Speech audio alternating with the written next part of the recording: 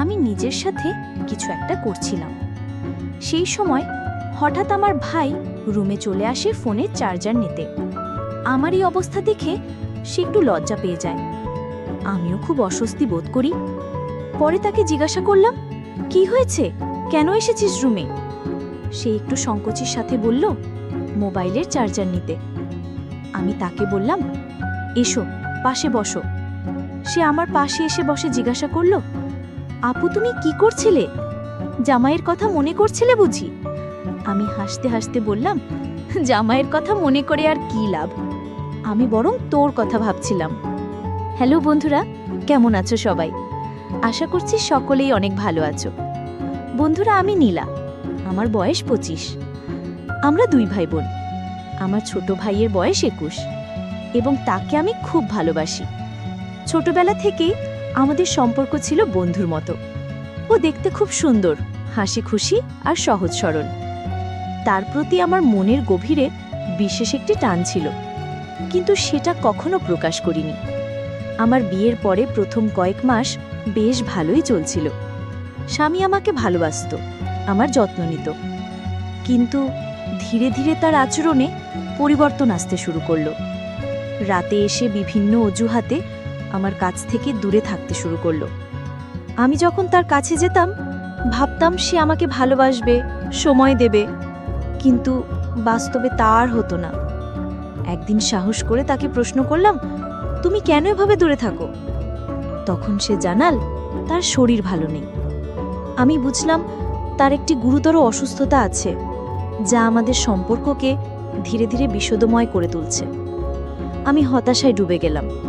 নিজের কষ্ট ভুলতে মাঝে মাঝে একা একা কিছু উপায় খুঁজতাম, কিন্তু তাতেও শান্তি পেতাম না। এর মধ্যে একদিন আমার ভাই আমাদের শ্বশুরবাড়ি এলো। অনেক দিন পর দেখা হয়, ও খুব খুশি ছিল, কিন্তু আমার চেহারা দেখে সে চিন্তিত হয়ে গেল। ও আমাকে জিজ্ঞাসা করল, আপু তুমি কেমন আছো? তোমার মুখ দেখে তো মোটেও ভালো মনে হচ্ছে না।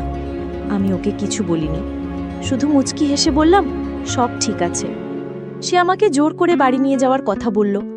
আমি প্রথমে রাজি হইনি, কিন্তু পরে মনে হলো বাড়িতে গেলে হয়তো একটু ভালো লাগবে, তাই বাড়িতে এলাম।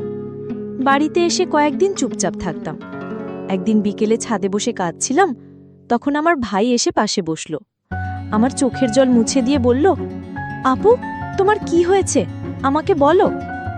অনেক দ্বিধা কাটিয়ে বললাম, আমার স্বামী আমাকে আর ভালোবাসে না, সে আমাকে সেই সুখ দিতে পারে না। আমার কথা শুনে সে হতবাক হয়ে গেল।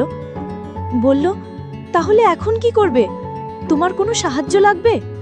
আমি তার হাত ধরে বললাম, তুই থাকলে সব ঠিক হয়ে যাবে। ও কিছুক্ষণ চুপ করে থাকলো, তারপর মাথা নেড়ে বলল, তুমি চিন্তা করো না আপু, আমি আছি তোমার পাশে। আমি তখন মনে মনে ভাবলাম, এই ভালোবাসার শান্তি যদি আমার ভাইয়ের কাছ থেকে পাই, তাহলে জীবনটা হয়তো নতুনভাবে শুরু করতে পারবো।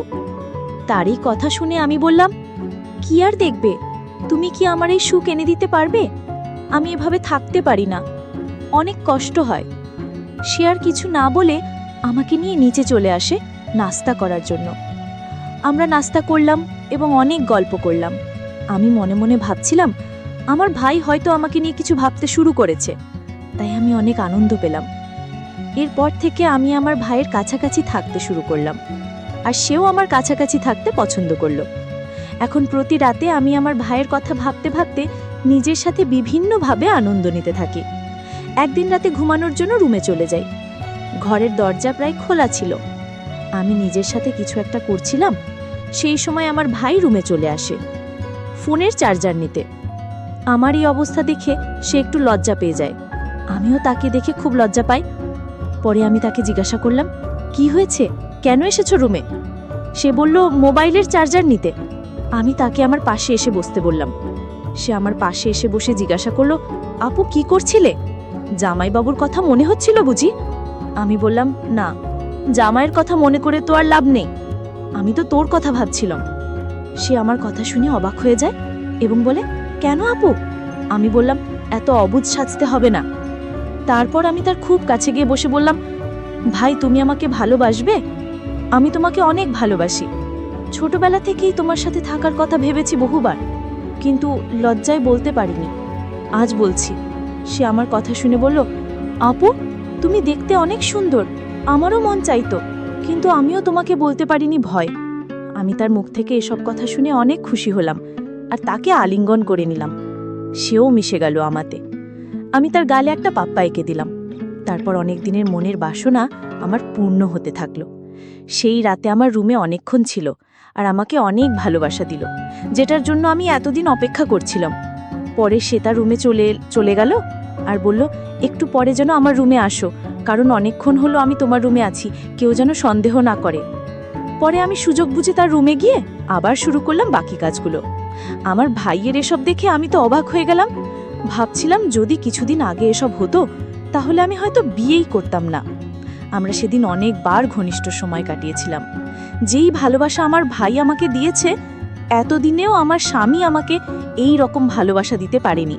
তাই আমি মনে মনে ঠিক করলাম আমি আমার স্বামীকে ছেড়ে দেব এবং বাড়িতেই থাকব, আর আমার সব অপূর্ণতা আমার ভাইয়ের কাছ থেকে পূরণ করব। এরপর থেকে আমি আর আমার ভাই একসাথে অনেক সময় কাটাতে শুরু করলাম। আমরা সবার অগোচরে এই সম্পর্কটা চালাতে লাগলাম, কারণ কেউ যদি এই সম্পর্কের কথা জানতে পারে তাহলে অনেক খারাপ মন্তব্য করবে। তাই আমরা খুব সাবধানে আমাদের সম্পর্কটা চালিয়ে যেতে থাকলাম। আমি এখন অনেক খুশি, কারণ আমার ভাই আমাকে অনেক ভালোবাসে এবং যত্ন নেয়। আমরা অনেক সময় বাইরেও ঘুরতে যেতাম, সেখানেও সুযোগ পেলে আমি আমার ভাইয়ের কাছ থেকে ভালোবাসা নিতাম। সেও আমার সাথে খুব খুশি ছিল, তাই সে আমাকে অনেক সময় দিত। কিছুদিন পর আমি আমার স্বামীকে ছেড়ে দিই। আমি বাড়িতে এসে আমার মায়ের সাথে সব শেয়ার করি এবং বলি যে জামাই আমাকে আর ভালোবাসে না।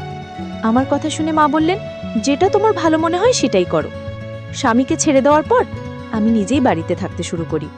আমি আর আমার ভাই একসাথে থাকা শুরু করলাম।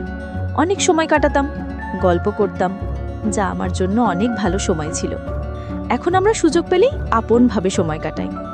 বন্ধুরা, গল্পটা কেমন লাগলো জানাতে ভুলবে না। ভালো থাকবেন সবাই। কথা হবে পরবর্তী একটি ভিডিওতে।